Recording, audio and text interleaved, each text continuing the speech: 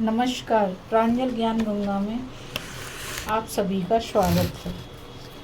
हम संक्षिप्त महाभारत का पाठ कर रहे हैं और कल हमने देवता, दानव आदि का मनुष्यों के रूप में अंशावतार और कर्ण की उत्पत्ति की कथा सुनी थी।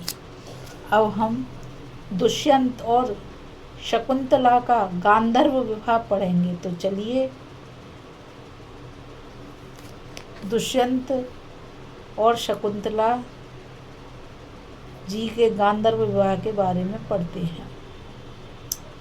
जन्मेजय ने कहा, भगवान, मैंने आपके श्रीमुख से देवता, दानव आदि के अंशों द्वारा अवतरित होने की कथा सुन ली। अब आपकी पूर्व सूचना के अनुसार कुरुवंश का श्रवण करना चाहता हूँ।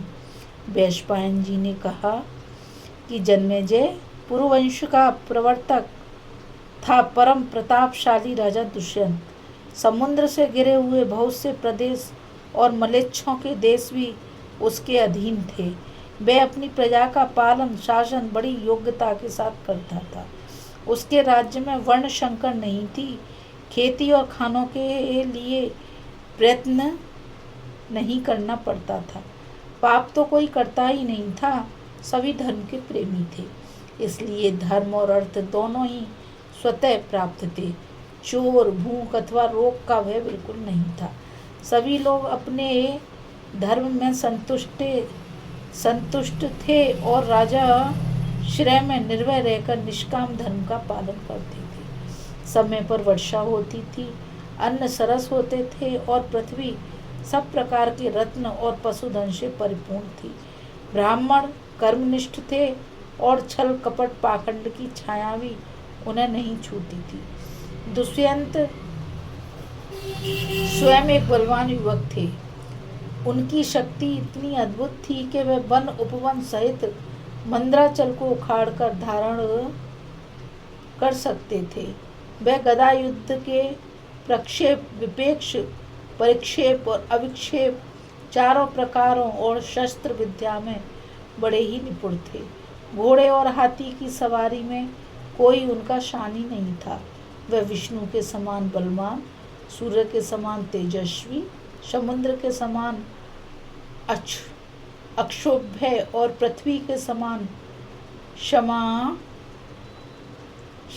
थे।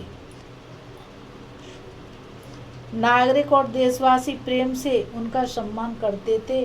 वह कर्म बुद्धि से सबका शासन करते।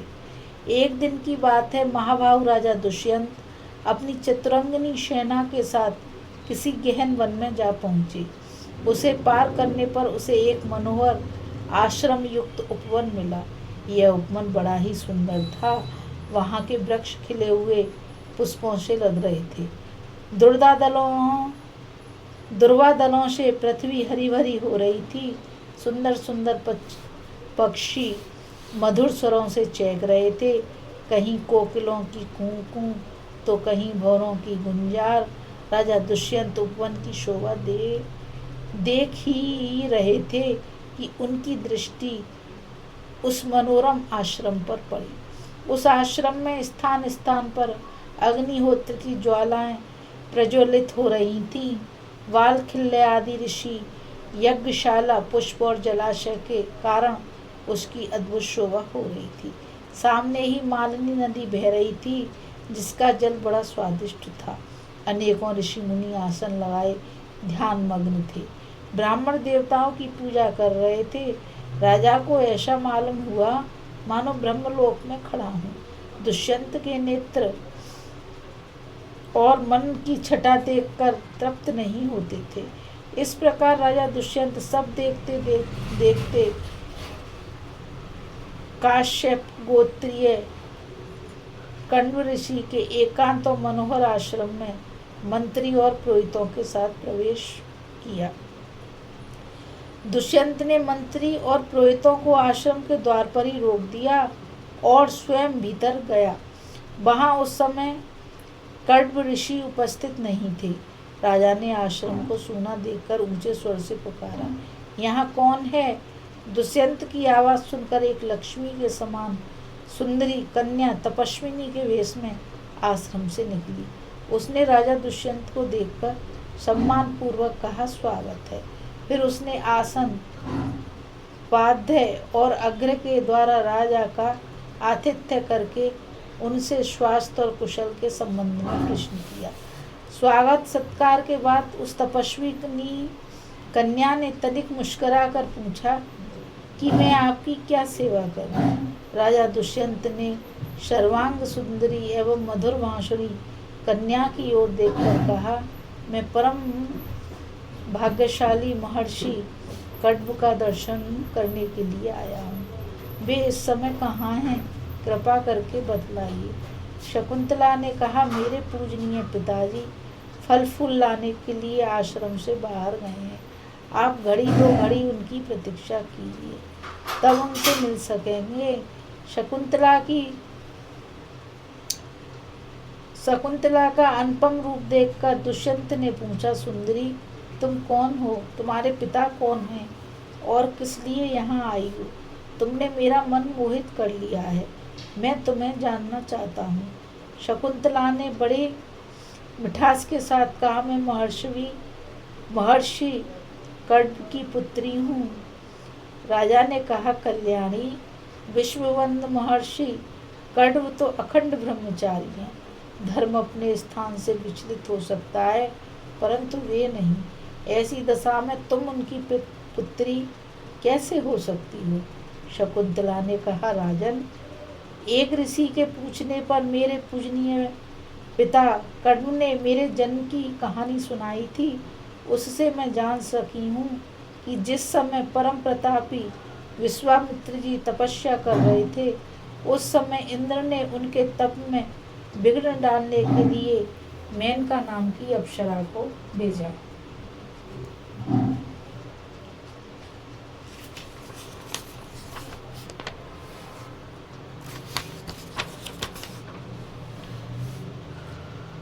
उसी के संयोग से मेरा जन्म हुआ। माता मुझे वन में छोड़कर चली गईं। तब शकुंतों ने पक्षियों को शकुंतों कहते हैं, सिंह, व्याघ्र आदि भयानक जंतुओं ने मेरी रक्षा की थी, इसलिए मेरा नाम शकुंतला पड़ा। महर्षि कर्ण ने वहाँ से उठा लाकर मेरा पालन पोषण किया।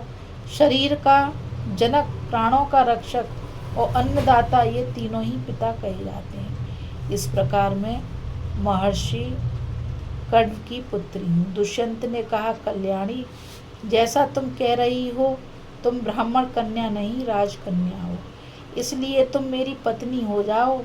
सुंदरी, तुम गांधर्व विधि से मुझसे विवाह कर लो। राजाओं के लिए गांधर्व विवाह सर्वश्रेष्ठ माना गया है।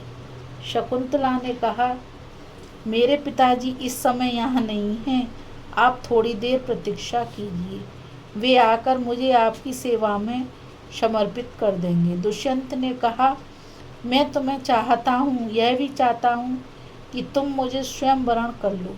मनुष्य स्वयं ही अपना हितैषी और जिम्मेवार है। तुम धर्म के अनुसार स्वयं ही मुझे अपना दान करो। शकुंतला ने कहा, राजन, यदि आप इसे ही धर्मपद समझते हैं और मुझे स्वयं अपने को दान करने का अधिकार है, तो आप मेरी शर्त सुन लीजिए। मैं सच सच कहती हूँ कि आप यह प्रतिज्ञा कर लीजिए, मेरे बाद तुम्हारा ही पुत्र सम्राट होगा और मेरे जीवन काल में ही वह युवराज बन जाएगा, तो मैं आपको स्वीकार कर सकती हूँ। दुष्यंत ने बिना कुछ सोचे विचारे ही प्रतिज्ञा कर ली और गांधर्व विधि से शकुंतला का पाणी ग्रहण कर लिया। दुष्यंत ने उसके साथ समागम करके बारंबार यह विश्वास दिलाया कि मैं तुम्हें लाने के लिए चतुरंगनी सेना भेजूंगा और शीघ्र से शीघ्र तुम्हें अपने महल में ले चलूंगा। इस प्रकार कह सुनकर दुष्यंत अपनी राजधानी के लिए रवाना हुए। उनके मन में बड़ी चिंता थी कि महर्षि कण्व यह सब सुनकर न जाने क्या करेंगे। थोड़ी देर बाद महर्षि कण्व आश्रम पर आ पहुँचे, परंतु शकुंतला लज्जावश उनके पास नहीं गई।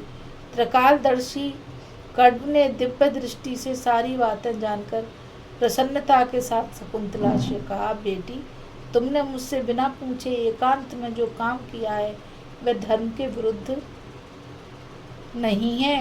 क्षत्रियों के लिए गांधर्व विवाह शास्त्र सम्मत है। दुष्यंत एक धर्मात्मा, उदार एवं श्रेष्ठ पुरुष हैं। उसके संयोग से बड़ा बलवान पुत्र होगा और वह सारी पृथ्वी का राजा होगा। जब वह शत्रुओं पर चढ़ाई करेगा तो उसका रथ कहीं भी न रुकेगा। शकुंतला के कहने पर महर्षि कण्व ने दुष्यंत को वर दिया कि उसकी बुद्धि धर्म में दृढ़ रहे और राज्य अविचल रहे।